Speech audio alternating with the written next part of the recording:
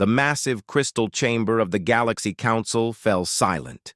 500 beings from across the known stars stopped their conversations. Ambassador Thexkai of the Zaphirian Empire stood at the center platform, his 4 arms spread wide. His black scales gleamed under the chamber's lights. "We claim the planet called Earth," he announced. His voice echoed through the chamber. "The primitive world in the outer rim. Our fleets are already moving." Whispers started among the younger council members. The Novari delegation looked confused. The crystal beings of Zenthara sparkled with interest, but the older races said nothing. They just stared at the Zaphirian ambassador. Ambassador Kethavar of the Altarian Republic stood up slowly. His blue skin had turned pale. "You cannot do this," he said. His voice was quiet but firm. Thexkai laughed. The sound was harsh and cold. "Why? Because you want that backwater world for yourself? The humans barely have space flight. They use chemical rockets like children with toys." "You do not understand," Kethavar said. He looked around the chamber at the other old races. The Vrathari delegate had closed all 6 of his eyes. The ancient Methodist ambassador was shaking her head. "What is there to understand?" Thexkai demanded. "We have conquered 47 worlds. Our fleet has never been defeated. These humans have not even left their own system. They fight with metal weapons and burn fossil fuels." The young Novari ambassador raised her hand. "If Earth is so weak, why do we have laws about contact with them? I have heard rumors about restrictions." The chamber grew even quieter. Some of the oldest beings shifted in their seats. Others looked at the floor. High Chancellor Vorthan, eldest of all council members, slowly stood. His species was so old that no one remembered their real name. They just called them the First Ones. His voice was like wind through dead leaves. "There are protocols," he said. "Ancient protocols." "What protocols?" Thexkai demanded. "Show me these laws." Vorthan touched a control on his platform. A hologram appeared in the center of the chamber. It showed legal documents with red warning symbols. The text was in the old script that few could read. "Earth is under Quarantine Protocol 7, Vorthan said. "No contact, no interference, no approach within 50 light years." The young delegates leaned forward. The Novari ambassador spoke first. "Why?" "What makes these humans so dangerous? My intelligence reports say they still use nuclear weapons and fight wars among themselves." "That is exactly why," whispered the Vrathari delegate. His 6 eyes opened one by one. Thexkai slammed his fist on his platform. "Enough of these games. You are all afraid because you want Earth for yourselves. The humans are nothing.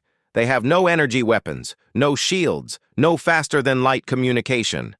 They are barely out of their Stone Age." "You are making a mistake," Kethavar said. He stood up again, his hands shaking. "A terrible mistake." "The only mistake is waiting this long," Thexkai replied. "Our ships will reach Earth in 10 days. The humans will surrender or be destroyed. Then we will mine their world for resources and use their people as workers." An old being in the back of the chamber made a sound like crying. It was Ambassador Nethra of the Silurians. Her people had been space travelers for 3,000 years. "I was there," she said. Her voice was barely a whisper. "I was there during the Terran incident." The chamber went completely silent. Even the air recycling systems seemed quieter. "What incident?" asked a young delegate.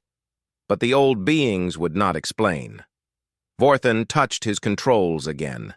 Red symbols appeared over the hologram. "All records of the Terran incident are classified," he announced. "Level Black classification. Only species over 1,000 years old may access them." Thexkai laughed again. "You think I am afraid of your stories? Your legends? The Zaphirian Empire fears nothing in this galaxy." "Then you are fools," said Ambassador Nethra. Tears ran down her ancient face. We tried to warn the Korthax slavers 300 years ago. They did not listen either. What happened to the Korthax? Asked the Novari ambassador. Silence. Where are the Korthax now? She asked again. Gone, said Vorthon. Their empire, their worlds, their people, all gone. Thexkai's scales rippled with anger. You think these primitive humans destroyed an entire empire? Impossible. The humans do not even have proper spaceships. Believe what you want, Kethvar said. He sat down heavily. We have tried to warn you. Your warnings mean nothing, Thexkai said. In 10 days, Earth will belong to the Zaphirian Empire. We will show you how real warriors fight. He turned and walked out of the chamber. The massive doors closed behind him with a sound like thunder. For a long moment, nobody spoke. Then quiet conversations started among the younger races. They asked questions, but the older beings would not answer. High Chancellor Vorthon activated the emergency communication system. His message went to every major world in the galaxy. Attention all council species, he announced. Emergency evacuation protocols are now active. All civilian ships should leave the sectors near Earth. Military fleets should prepare for possible refugee assistance. The young delegates looked confused. Refugees from where? Asked the Novari ambassador. From everywhere within 100 light years of Earth, Vorthon said. But why? The old beings started leaving the chamber. As Ambassador Nethra walked past the younger delegates, one of them grabbed her arm. Please, the young being said, tell us what happened. What is the Terran incident? Nethra stopped. She looked at the young face full of curiosity and fear. One human ship, she whispered. One damaged human ship with 37 crew members. They fought off a Korthax raider fleet of 200 vessels. When we arrived to investigate, we found the human ship floating in space, damaged beyond repair but still functioning. How is that possible? The humans had turned their ship into a weapon. They used everything they could find, metal pipes, chemical explosives, even their own bodies as projectiles. They never stopped fighting, never surrendered. Even when their ship was breaking apart, they kept attacking. The young delegate's eyes grew wide. But that was just one ship, Nethra continued. One ship far from their home. Now the Zaphirians are attacking their home world, their families, their children. She pulled free and walked toward the exit. May whatever gods exist have mercy on the Zaphirians, she said, because the humans will not. The chamber emptied quickly after that. Emergency lights began flashing as the evacuation protocols activated across the galaxy. Admiral Vex Thul stood on the bridge of his flagship, the Shadow Strike. Through the massive viewing window, he could see the yellow star that the humans called Sul. Around him, 400 Zaphirian warships moved in perfect formation. It was the largest fleet the Empire had ever assembled. Report, he commanded. Captain Zethra checked her instruments. We are at the edge of the human system, sir. Sensors show 9 planets. The 3rd planet is their home world. Any defenses? Vex Thul asked. None that we can detect, sir. No orbital stations, no defense platforms, no military ships in space. Vex Thul's 4 arms crossed over his chest. Scan the planet itself. Scanning now, sir. Zethra's claws clicked on her control panel. The planet shows signs of primitive technology, radio signals, basic energy generation, some artificial satellites, but they appear to be for communication only. How many humans? Approximately 8 billion, sir, spread across 7 large land masses. Vex Thul laughed.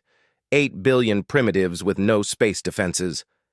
This will be the easiest conquest in Imperial history. His communication officer looked up. Sir, we are receiving a transmission from the human world. Put it through. The voice that came through the speakers was speaking in broken galactic common. The translator struggled to make sense of the primitive language. Unknown ships, This is Earth Defense Command. We request peaceful contact. Please respond with your intentions. Vexthul's scales rippled with amusement. Earth Defense Command? They call their pathetic radio operators a defense command? The bridge crew laughed. These humans were even weaker than they had expected. Open a channel, Vexthul ordered.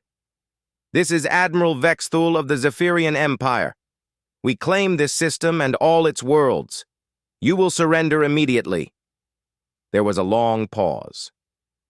Then the human voice came back, speaking slowly. We need time to discuss this with our leaders. You have 1 hour, Vexthul said. After that, we will begin destroying your cities. He cut the transmission and turned to his weapons officer. Prepare the bombardment cannons. Target their largest population centers. Meanwhile, in the Galaxy Council chambers, emergency meetings were happening around the clock. The great crystal screens showed the Zaphirian fleet positions. Every council member watched with growing fear. They have not moved from the system edge, reported the Novari observer. They seem to be waiting. Of course they are waiting, said Ambassador Nethra. Her voice was hollow. The humans asked for time. Time for what? Asked a young Centaurian delegate. To prepare, whispered Kethvar. High Chancellor Vorthan activated the emergency communication system again. All council fleets are ordered to fall back to the secondary defense line. Minimum safe distance is now 200 light-years from Earth. 200 light-years? The young delegates looked shocked. But that would take days to travel. Why so far? Vorthan did not answer. He just kept watching the screens. Back in the Sol system, Admiral Vexthul was growing impatient. How much time do these primitives need? Their technology is barely beyond metal tools. Sir, his intelligence officer reported, we have been monitoring their communications. They appear to have contacted every government on their world. All of them? How many governments can one primitive planet have? Over 200, sir. Small tribal groups mostly. But they are all saying the same thing, which is? They are asking their people to prepare for war. Vexthul laughed so hard his scales rattled. War? What can they possibly do against our fleet? Captain Zethra looked worried. Sir, should we not be concerned? Even the Council seems afraid of these humans. The Council is full of old cowards, Vexthul said. They have grown soft from too many years of peace. We will show them how real warriors handle primitives. His communication officer spoke up again. Sir, the 1 hour time limit has passed. The humans are responding. Put it through. This time the voice was different, stronger, and it spoke perfect galactic common. This is Earth. We have discussed your demands. And, Vexthul demanded, our answer is no. Vexthul's eyes narrowed. Then your people will die.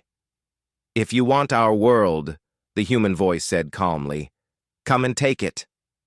The transmission cut off. For a moment the bridge was silent. Then Vexthul roared with anger. Prepare the demonstration strike, he ordered. Target that uninhabited island in their western ocean.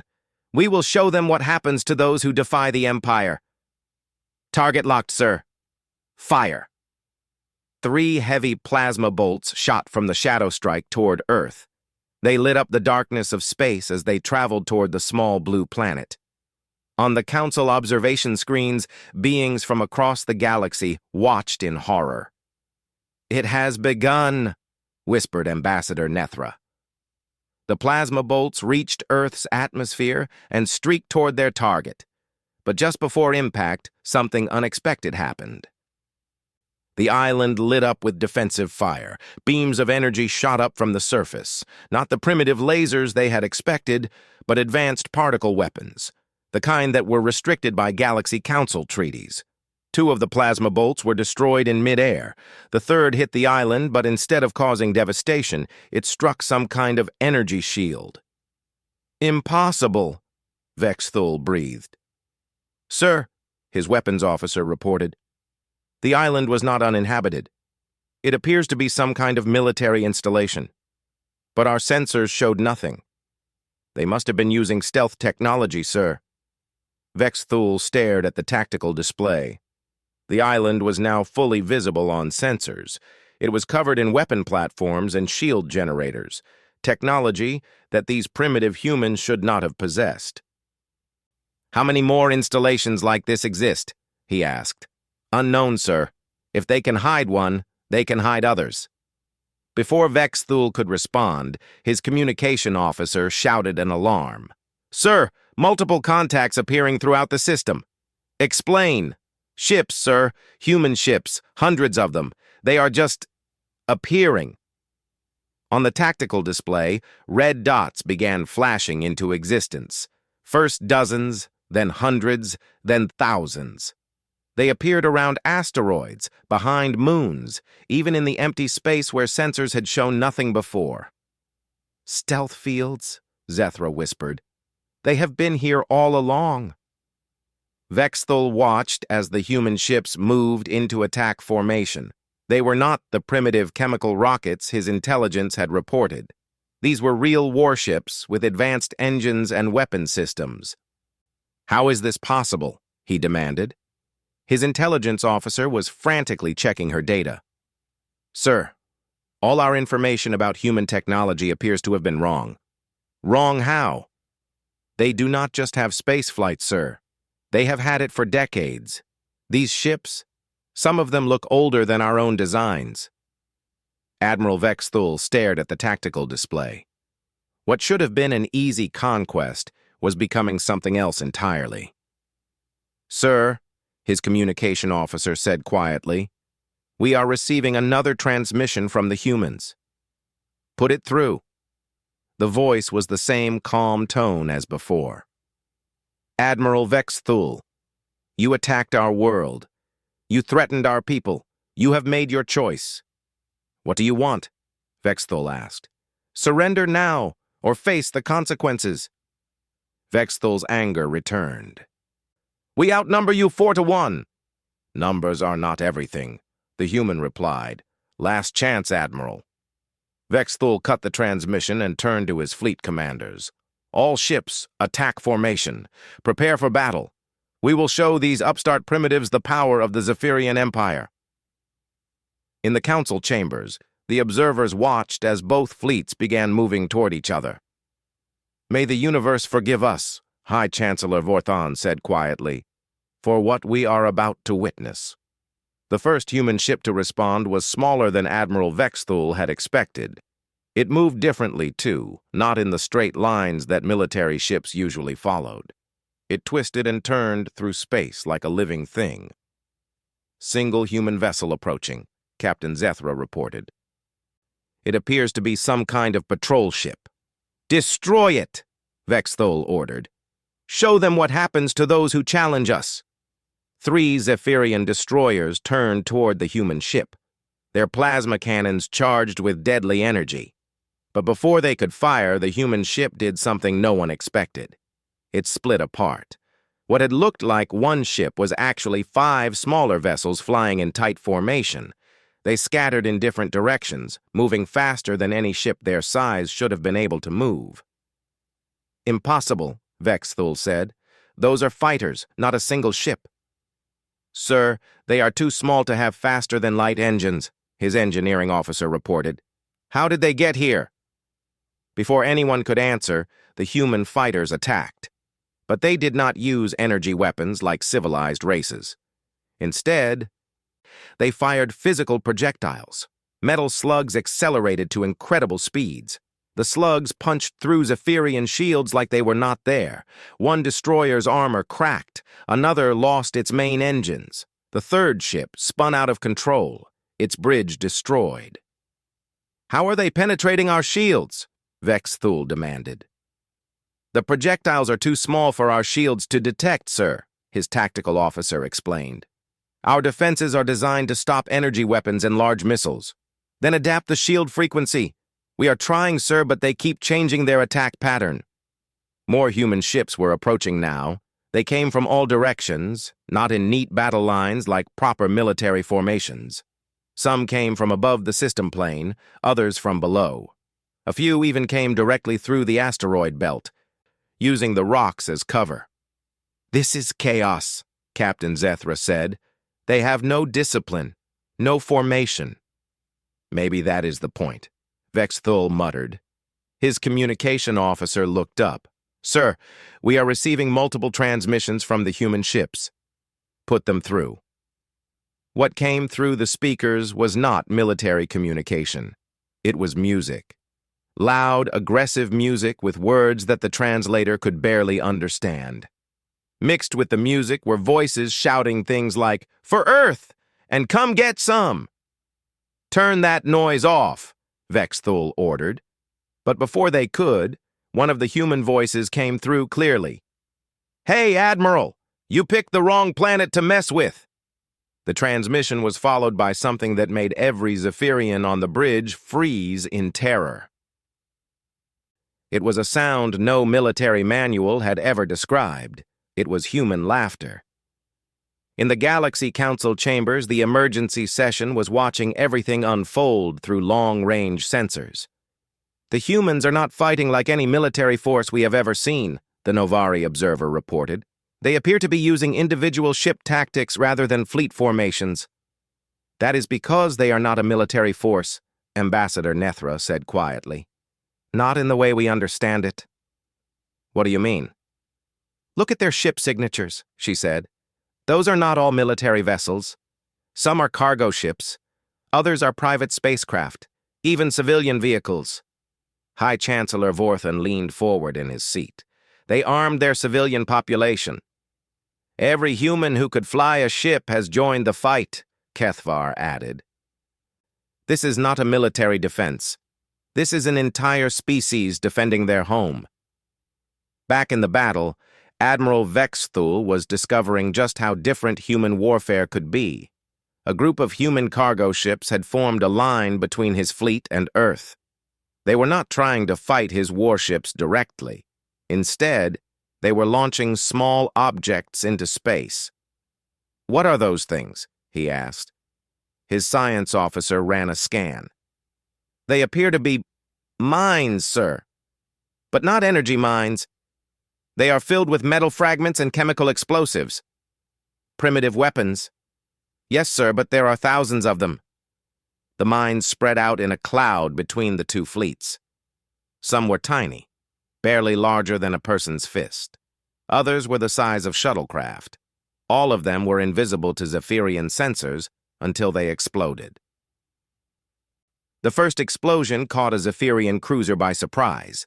The blast itself was small, but the metal fragments ripped through the ship's hull like a storm of bullets. Emergency lights flashed as the ship lost atmosphere. "Shields do not stop those fragments," Captain Zethra reported. "They are too small and too fast." More explosions followed. The humans had turned space itself into a weapon. Every time a Zaphirian ship moved, it risked running into another mine, but the humans were not finished. As the Zaphirian fleet slowed to avoid the mines, human fighters swooped in from all sides. They moved like nothing Vexthul had ever seen before. They did not follow predictable attack patterns. Each pilot seemed to be making up their own tactics as they went. One human fighter flew straight at a Zaphirian destroyer. Just before collision, it fired all its weapons at point-blank range, then spun away at an angle that should have killed the pilot from acceleration forces. But somehow, the human survived and kept fighting. Another fighter used its own ship as a battering ram, smashing into a Zaphirian weapons platform and destroying both vessels. The pilot ejected at the last second, and another human ship swooped in to rescue them. "They are insane," Zethra whispered.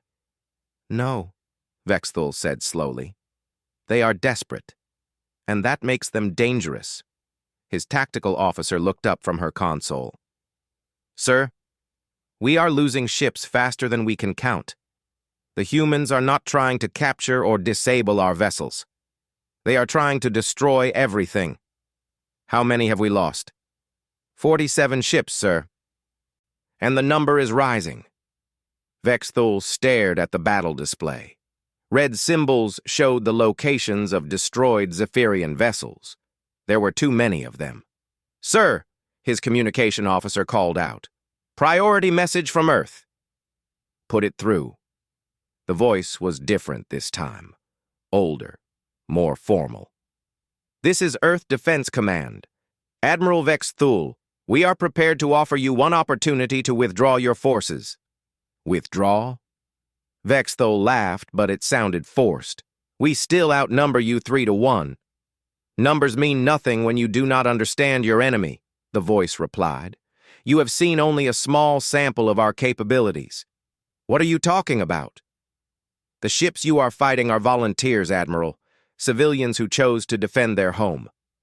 Our actual military has not yet joined the battle." Vexthul felt a chill run through his scales. "Impossible." "Look at your long-range sensors, Admiral. Look toward the outer planets." Vexthul turned to his science officer. "Scan the system edge." The officer's face went pale. "Sir, there are massive energy signatures approaching from the direction of the gas giant planets." "How massive?" "Unknown, sir. Our sensors cannot get a clear reading. But they are big. Much bigger than anything we have seen so far." On the tactical display, new contacts began appearing. These were not small fighters or converted civilian ships. These were true warships, built for destruction, and there were hundreds of them. "This is impossible," Vexthul said. "Our intelligence report said the humans barely had spaceflight." The voice from Earth came through the speakers again. "Your intelligence was wrong about many things, Admiral. We have been watching the galaxy for longer than you know. We have seen what happens to worlds that catch the attention of aggressive species. So you hid. We prepared." More human ships were appearing on sensors, not just from the outer planets, but from everywhere in the system. They had been hiding behind asteroids, inside planetary rings, even on the surfaces of moons. "How long have you been planning this?" Vexthul asked. "Since the day we learned we were not alone in the universe," the voice replied. "We knew that someday someone would come to take our world. We decided to be ready." Captain Zethra looked at the tactical display with growing horror. "Sir, we are surrounded." "All ships, fall back to defensive positions," Vexthul ordered. But even as he said it, he knew it was too late. The human ships were moving to encircle the Zaphirian fleet. Not in neat formations, but like hunters surrounding prey. And at the center of it all, Earth hung in space like a blue jewel, defended by its children. For the first time in his career, Admiral Vexthul wondered if he had made a terrible mistake. Admiral Vexthul gave the order to attack with everything they had. 400 Zaphirian warships opened fire at once. The space around Earth lit up like a star as thousands of plasma bolts streaked toward the human fleet. But the humans did not respond the way any civilized species would. They did not form defensive lines or try to match the Zaphirian firepower. Instead, they scattered like insects, moving in random patterns that made no sense. "They have no discipline," Captain Zethra observed. "No coordination." She was wrong. The first sign that something was different came when a damaged human freighter, its engines failing and hull breached, suddenly accelerated directly toward the Zaphirian battleship Terror's Edge. "Collision warning!" the tactical officer shouted. "Destroy that ship!" Vexthul ordered. But it was too late. The freighter struck the battleship and exploded, not just with its remaining fuel, but with something much more powerful. The explosion was so bright that the bridge crew had to shield their eyes. When the light faded, the Terror's Edge was gone. A ship that could have defeated an entire fleet, destroyed by a single damaged cargo vessel. "How is that possible?" Zethra whispered. "The freighter was loaded with antimatter," the science officer reported. "Enough to destroy a small moon." "They used their own ship as a bomb?" Vexthul could not believe what he was seeing. "What kind of species does that?" His answer came quickly.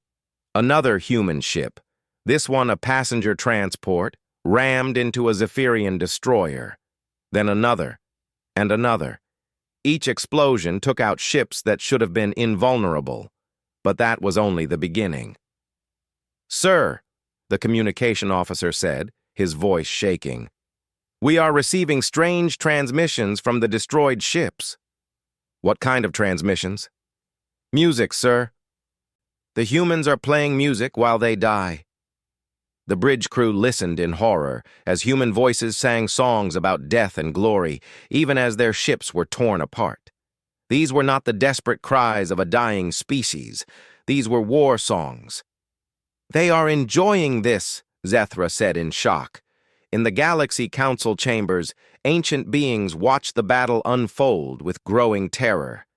"It is happening again," Ambassador Nethra whispered. "Exactly like before." "What do you mean?" asked a young delegate. "The humans do not fight to win," Kethvar explained. "They fight to make their enemies lose. There is a difference." On the screens, they watched as human ships performed maneuvers that defied all military logic. A group of fighters flew directly into Zaphirian formation, not to attack, but to explode. Their sacrifice opened a gap for larger ships to attack from behind. "This is not warfare," High Chancellor Vorthon said. "This is something else entirely." Back in the battle, Admiral Vex Thul was learning just how right the old Chancellor was. The humans had developed weapons that the Galaxy Council had banned centuries ago for being too cruel. "Sir," his weapons officer reported, "the humans are using some kind of viral computer attack. It is spreading through our ship networks." "Block it." "We are trying, sir, but it adapts. Every time we stop one version, a new one appears." On the main screen, they watched as a Zaphirian cruiser suddenly turned its weapons on its own fleet. The virus had taken control of the ship's systems. "How do they have access to our computer codes?" Vex Thul demanded. "Unknown, sir. But they seem to know our systems better than we do." What they did not know was that humans had been studying Zaphirian technology for decades. Every piece of equipment the Empire had ever lost, every damaged ship they had abandoned, the humans had found and analyzed. But the worst was yet to come. "Sir," the science officer called out in panic, "we have boarding pods approaching." "Impossible. Our shields are still up." "The pods are not using energy to penetrate the shields, sir. They are using drills." On the tactical display, they could see small human craft attaching themselves to Zaphirian ships. Instead of advanced boarding technology, they were using simple mechanical drills to cut through the hulls. "Send security teams to repel boarders," Vex Thul ordered. But when the security teams reached the breach points, they found something that would give them nightmares for the rest of their lives. The humans who came through those holes were not wearing advanced armor or carrying energy weapons. They wore simple protective suits and carried weapons that looked like they belonged in a museum. Metal blades, chemical firearms, simple explosives. But they fought like demons. "Security Team 7 is not responding," the tactical officer reported. "Send backup." "Sir, Security Teams 8 through 12 are also not responding." "What is happening down there?" "The humans are not trying to capture our ships, sir. They are destroying them from the inside. They cut power lines, sabotage life support, and set off explosives in critical areas." Vex Thul watched in horror as ship after ship in his fleet went dark. Not destroyed by enemy fire, but sabotaged by humans who had somehow gotten inside. "How are they even alive?" he asked. "Our atmosphere is poisonous to most species." "They brought their own air, sir, and they do not seem to care about coming back." That was the truth that the Galaxy Council had tried to hide. Humans did not think about warfare the same way other species did. For most civilized races, military action was about achieving political goals with minimal losses. For humans, war was about survival, and they would do anything to protect their home. "Sir," Captain Zethra said quietly, "we have lost over half our fleet." "Half?" Vex Thul stared at the tactical display. Red symbols marked the locations of destroyed or disabled ships. There were too many to count. "The humans are using tactics we have never encountered," she continued.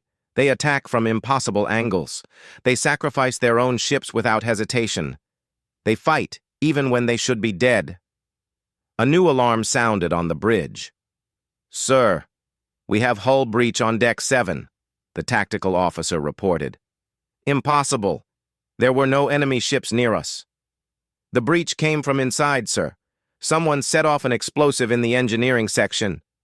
Vex Thul felt ice in his blood. "Boarders? On the flagship?"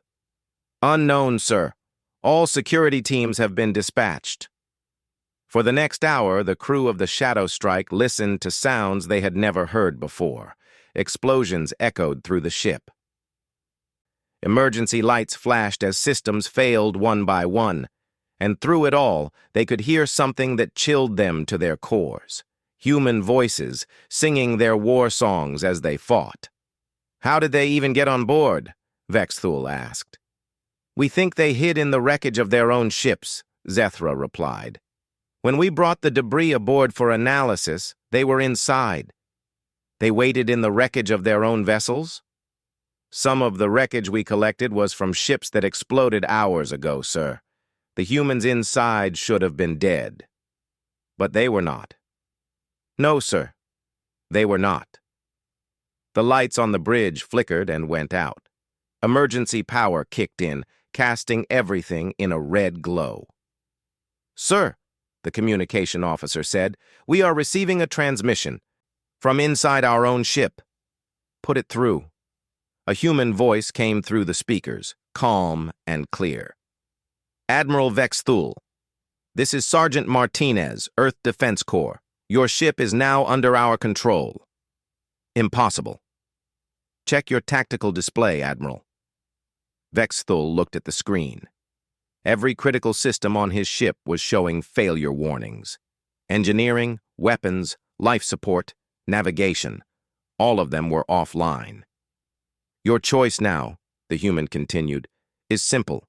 Surrender your remaining ships and leave this system, or join your friends in the debris field." Through the bridge windows, Vex Thul could see what remained of his mighty fleet. Less than 50 ships out of the 400 he had brought, and they were all running. "This is not possible," he whispered. "You made the same mistake many species have made," the human voice said. "You thought technology was more important than determination. You thought superior numbers meant victory. You thought wrong." "What are you?" Vex Thul asked. "We are humans, Admiral, and this is our home. No one takes our home." For the first time in his military career, Admiral Vex Thul, conqueror of 47 worlds, gave the order he never thought he would give. "All ships retreat. Full withdrawal from the system." As his battered fleet limped away from Earth, he could hear human laughter echoing through his own ship. Admiral Vex Thul sat in the ruins of his flagship's bridge. Half his crew was dead or missing. The other half was trying to repair enough systems to keep them alive during the long journey back to Zaphirian space. Through the cracked viewing window, he could see Earth growing smaller behind them. The blue planet looked peaceful now, almost innocent. It was hard to believe that such devastation had come from that quiet world. "Admiral," Captain Zethra said quietly. She was bandaged from head to foot, but alive. "The human boarders have left our ship." "Left? How?" "They just walked out, through the airlocks, into space." "That is impossible. They would die instantly." "They were wearing suits, sir. Simple pressure suits, nothing advanced. They said they had shuttles waiting to pick them up." Vex Thul shook his head. These humans defied everything he thought he knew about warfare and survival. "Sir," his communication officer reported, "we are receiving a message from the Galaxy Council." "Put it through." High Chancellor Vorthon's ancient face appeared on the damaged screen. His expression was a mixture of sadness and anger. "Admiral Vexthul," the Chancellor said, "your fleet is ordered to report immediately to Council Station Prime for emergency debriefing." "Chancellor, we were defending the Empire's interests. The humans did exactly what we expected them to do," Vorthon interrupted. "What we warned you they would do." Behind the Chancellor, Vexthul could see other council members. All of them were staring at him with expressions he had never seen before: fear, horror, and something that looked like pity. "Chancellor, I demand to know why the Council concealed the true nature of these humans." "The truth?" Vorthon's voice was heavy with age and regret. "The truth is that humanity represents everything the galaxy has tried to forget about itself." The transmission switched to a different location. Suddenly, Vexthul was looking at a massive archive chamber. Ancient holographic displays showed images and data files that were thousands of years old. "This is the Galactic Historical Archive," a new voice said. Ambassador Nethra stepped into view. "What you are about to see is the real reason for the quarantine protocol." The first image showed a star map of the galaxy from 300 years ago. Hundreds of civilizations were marked in different colors. Red markers indicated aggressive military empires. Blue showed peaceful trading nations. Green marked scientific communities. "This was our galaxy before the Terran incident," Nethra explained. "Look carefully at this region." She pointed to a section of space near Earth. It was marked with dozens of red symbols. "The Korthax Empire," she continued. "Slave traders and raiders. They controlled over 40 star systems and millions of beings. They were the most feared military force in this part of the galaxy." "What happened to them?" Vexthul asked, though he was beginning to suspect the answer. "They made contact with Earth." The display changed to show a small human spacecraft. It was primitive by galactic standards, barely capable of faster-than-light travel. "This was the UES Endeavor," Nethra said. 37 crew members on a peaceful exploration mission. They were humanity's first contact with an alien species, the Korthax. The Korthax attacked without warning. They disabled the ship and prepared to take the crew as slaves. Standard procedure for them. The display showed the Endeavor drifting in space, its hull torn open and engines dead. "But something went wrong," Nethra continued. "The humans did not surrender. They did not beg for mercy. Instead, they fought back." New images appeared. They showed the inside of the damaged human ship. The crew had torn apart their own vessel, turning every piece of equipment into a weapon. They used their life support systems to create explosives. They turned their navigation computers into guidance systems for missiles made from metal debris. They even used their own bodies as weapons when nothing else was left. Vexthul stared at the images in growing horror. 37 beings against an entire fleet. "The Korthax had 200 ships," Nethra replied. "When we arrived to investigate the distress signals, we found all of them destroyed or disabled. The humans had somehow turned their single damaged ship into a weapon that could defeat an entire empire." "How is that possible?" "Because humans think differently than we do," said another voice. High Chancellor Vorthon appeared on the screen again. "When we are threatened, we look for ways to escape or negotiate. When humans are threatened, they look for ways to win at any cost. But surely one ship could not defeat an empire." "You are right," Vorthon said. "One ship could not." But what happened next changed everything. The display showed new star maps. This time, they tracked the spread of something across Korthax space. The surviving Korthax ships returned to their homeworlds and told their leaders about the humans, Nethra explained. They described beings who fought with primitive weapons but refused to die, who turned their own bodies into weapons, who laughed as they destroyed superior forces. "The Korthax Empire decided to eliminate the threat," Vorthon continued. "They sent their entire military to destroy Earth. And they never returned." Vexthul felt his scales grow cold. "What do you mean?" "We mean exactly what we said," Nethra replied. "The entire Korthax military, over 3,000 ships, disappeared. We found the wreckage scattered across 100 light-years of space. And at the center of it all was Earth, completely untouched. That is impossible. Impossible, but true. The humans had somehow defeated a force 10 times larger than anything they should have been able to handle." "How?" "We do not know," Vorthan admitted. "We never asked, because by then we realized what we were dealing with." The display changed again. This time it showed current images of Earth. Cities covering the continents, space elevators reaching into orbit, massive industrial complexes on the moon. "This is what the humans have built in 300 years, Nethra said. "While we thought they were primitive and weak, they were actually preparing. Preparing for what? For the day when someone else would try to take their world." Vexthul looked at the images with new understanding. "Everything they did to us, they had planned." "Not planned exactly," Vorthan corrected, "but prepared for. The humans have spent 3 centuries studying every military threat they might face. They know our ships, our weapons, our tactics. They know them better than we do." "Because they have been watching us." "Yes, and learning from us, and preparing to fight us if necessary." Captain Zethra, who had been listening in silence, finally spoke up. "Why did you not warn us of this before we attacked?" "We tried," Nethra said sadly. "But your ambassador Thexkai would not listen.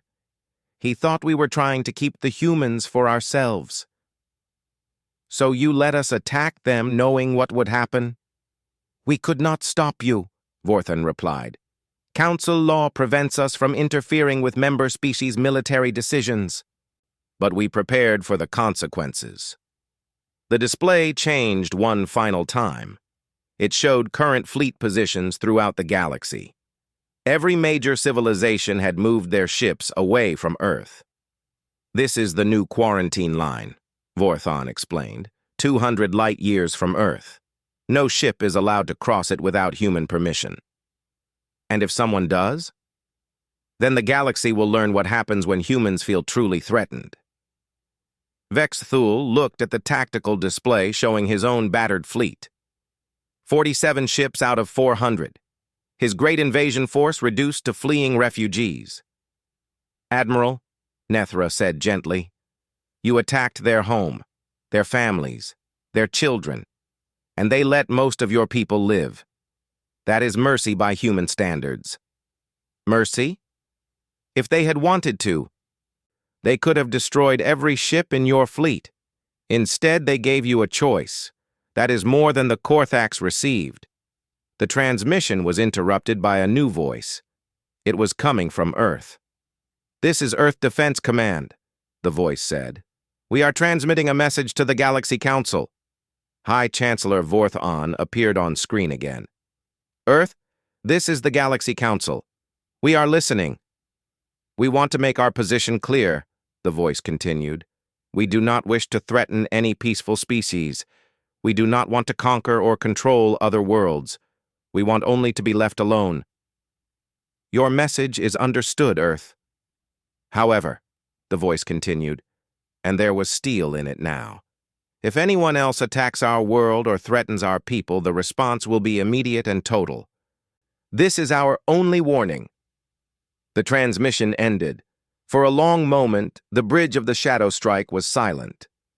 Finally, Vexthul spoke. "What happens now?" "Now," High Chancellor Vorthan replied, "the galaxy learns to live with the knowledge that somewhere in the darkness, there is a species that fights not for conquest or glory, but for survival, and that makes them the most dangerous force in the universe." The transmission ended, leaving Vexthul alone with his thoughts and his shattered fleet. Behind them, Earth continued its slow rotation, looking peaceful and innocent. But now he knew the truth. It was not a world to be conquered. It was a world to be feared. and the galaxy would remember that lesson for a very long time.